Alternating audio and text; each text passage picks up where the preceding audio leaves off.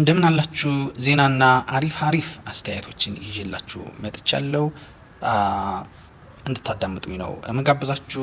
ዩቲዩብ ላይ ገብታችሁ ቪዲዮዎችን እንድታዩልኝና ሰዓቱ እንዲሞላልኝ ከዛም ፖድካስት ጀምሬ የሚገራርሙ ፕሮግራሞች እንዳቀርብላችሁ ነው እየጠበቅኳችሁ ያለሁት ማለት ነው። የዛሬውን ዜና መጀመርላችሁ ከኢራን ነው።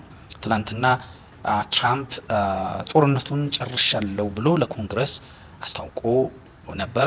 እንደዛም በየ ነግራችኋለሁ። ዛሬ ደግሞ ምን ቢያደርግ ጥሩ ነው? ወደ ማለት በሃርሙዝ በኩል እንዳያልፉ የታገዱ በኢራን የታገዱ መርከቦችን በኔ የጦር መርከብ አጅቤ አሳልፋለሁ አለ። እንግዲህ ሞከራን ያለችው ኢራን ሁለቱን ማለት በሁለት ሚሳኤል መትቻለሁ እንደዛ ለማድረግ የሞከሩትን በሁለት ሚሳኤል መተው ተመለሱ ብላለች። አሜሪካ ደግሞ ኖ አልተመለስኩም አቋርጬ አልፌያለሁ ብላለች። ነገር ግን ምንም ይሁን ምን ዋናው ነገር የነዳጅ ገበያው እንዴት ነው ዋጋው ምን ሆነ የሚለው ነው። ልክ ኢራን በዛ በኩል መርከቦችን አጅበው ሊያልፉ የነበሩ የአሜሪካ የጦር መርከቦችን መታው ባለችበት ቅጽበት የዓለም የነዳጅ ገበያ ጨምሯል። ኢራን የምትፈልገው ይሄ ነው። አሜሪካ ደግሞ ሃርሙዝን አቋረጥኩ ሲል ከተሰቀለበት ማለት የነዳጅ ዋጋ ተሰቅሎበት ከነበረው እንዲወርድ ነበር። አሜሪካ በቃ አቋረጠች ብሎ ገበያው እንዲረጋጋ ነው። ኢራን መታው ስላለች ግን ገበያው ጨምሯል። ሶ በዚህ ናሬቲቭ በዚህ ትርክት ማለት ነው በዜናው ማን አሸነፈ ብትሉ ይመታም አይመታም ኢራን አሸነፋለች። ሶ ገበያው እንዲጨምር ነው እንዳይረጋጋ ነው የተፈለገው። ያ ነገር ሆኗል። እንግዲህ ታያችሁ አሜሪካ ብሎኬጅ እየሰራ ነው። በቀን $5 ሚሊዮን እያጣች ነው። ወታደሩ ሊያምጽ ነው ምን እያለ ባለበት ሰዓት ምንም አላጠግብ ስላለው ትራምፕ ማለት ነው ጦርነቱን አቁም ያለው ይላል። ትላንትም ነግራቸዋለሁ ይህ ሰው የሚናገረው ነገር አይታመንም ብያቸዋል። ዛሬ ደግሞ የተኩስ አቁሙን ሊጥስ በሚችል መንገድ የጦር መርከብ ይዞ በሃርሙዝ በኩል ካላለፍኩኝ አለ። እንግዲህ የሚሆነውን ነገር ሌሊቱን ሁሉ ማየት ነው። አይቼ ነግራቸዋለሁ ማለት ነው። እስካሁን ባለው ሂደት ግን የዓለምን የነዳጅ ገበያ በማናር ደረጃ ግን ኢራን አሁን ተሳክቶላታል ዛሬም ማለት ነው። እና ሌላ ኢራን የተሳካላት አሜሪካና ቻይና ተጋጥመዋል ማለት ይቻላል። ጦር አልተማዘዙም እንጂ አሜሪካ በሃርሙዝ በኩል ቻይና ማለፍ አትችልም፣ ከፍላ ማለፍ አትችልም፣ የምታልፍ ከሆነ ማዕቀብ ጥይባታለሁ ስትል ቻይና ደግሞ እስቲ ወንድ ከሆንሽ ጣይ የአሜሪካንን ማዕቀብ የሚቀበል አንድም የቻይና ካምፓኒ እቀጠዋለሁ ብላለች። ይሄ ሌላ ጦርነት ነው፣ ሌላ ፍሮንት ነው። እና በራሻ በኩልም እንግዲህ ራሻ ካልሰማችሁ ማለት ነው በዚህ ሰሞን እነ እንግሊዝ፣ ፈረንሳይ፣ ጀርመን በሚሰሯቸው በተለያዩ አይነት እንትኖች ድሮኖች ዩክሬን ጥቃት እያደረሰች ነው። በተለይ ይሄ የነዳጅ ጣቢያዎቿ ነዳጅ ነው በሚሄዱ መርከቦች ላይ ጥቃት ታደርሳለች። በዚህ ሰሞን በተለይ አጣጥፏለች ዩክሬን። ራሻ ደግሞ ፖክሮቪስክን እንዲሁም ሌሎች አካባቢ ፖክሮቪስክ ከዚህ በፊትም እንደያዘች ተናግራለች። እሱ አካባቢ ብቻ አይደል ብዙ ቦታዎችን ይዣለው እና ጦርነት ከጀመርኩ ጊዜ ጀምሮ አግኝቼ የማላቀው በጣም ብዙ ገንዘብ አግኝቻለሁ በነዳጅ ሽያጭ ብላለች። እና ይሄም ማለት ነው የኢራኑ ጦርነት ተመችቶኛል ለኔ የሚል ነው።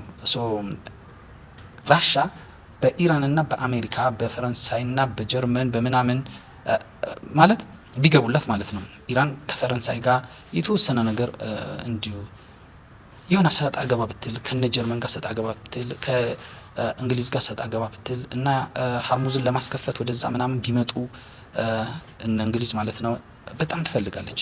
ግን አሁን ባለው ሁኔታ በአሜሪካና በኢራን መካከል ያለው ነገር ለራሻ በጣም ተመችቷታል። ትላንት እንዳልኳችሁ ማሊ ላይ በጣም የተለየ ብቃት ነው ያሳየችው። ትንሽ አሁን የቸገራት የኦዴሳ ጉዳይ ነው። ኦዴሳ እንግዲህ በጣም የማይደፈር ቦታ ነው። ዩክሬን በጣም በጥብቅ በሚገርም ምሽግ እየጠበቀችው ያለው ቦታ ነው። ግን እስካሁን ድረስ በድሮን በአየር ኃይል ነው ራሻ እያጠቃች ያለችው። በሚቀጥሉት 5 ወራት ውስጥ መቆጣጠር አለብኝ ብላ አስባለች ራሻ።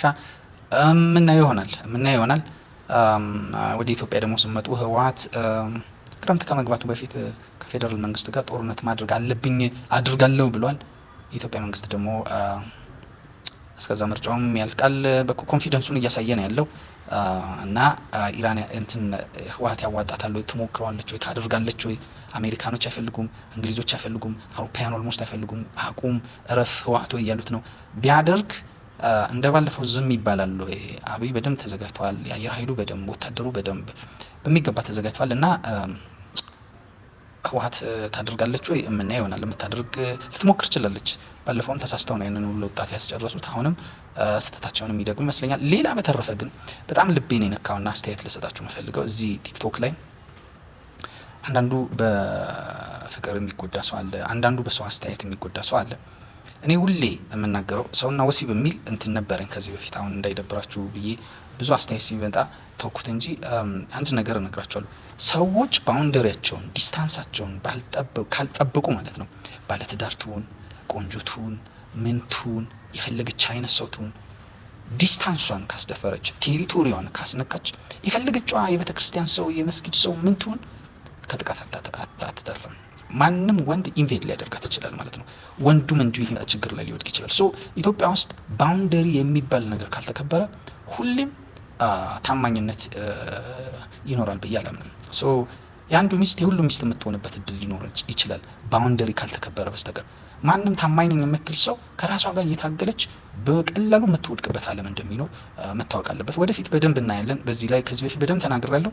ይሄ ነገር አሁንም ልብ እንድትሉት ነው፣ ግን በሰፊ እመለስበታለሁ።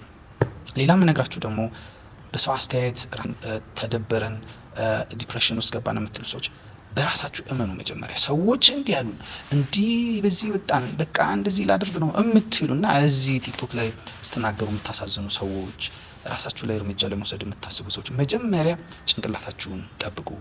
መጀመሪያ በራሳችሁ እመኑ። ከዛ በኋላ ልክ ነኝ ብላችሁ ካሰባችሁ እርቃናችሁን ሄዱ። ልክ ፈረንጆች እንደሚያደርጉት ማለት ነው። ፈረንጆች ልክ ነን ብለው እርቃናቸው ከነመላቸው ሰልፍ ይወጣሉ። በቃ ከዛ የሚደርስባቸውን ነገር ተቀበሉ ይገባሉ። ኢትዮጵያ ውስጥ አስተያየት የሚሰጠውም ዝም ብሎ በመላ ነው። ደፍሮ ነፃነቱን የሚያውጀውም በመላ ነው። የሆነ ነገር ሲነገረው የሚሰበር ነው። በአንድ የሚያጎነብስ ነው። ሶ በራስህ እመን። ልክ ነኝ ካልክ ሂድበት። እንደዛ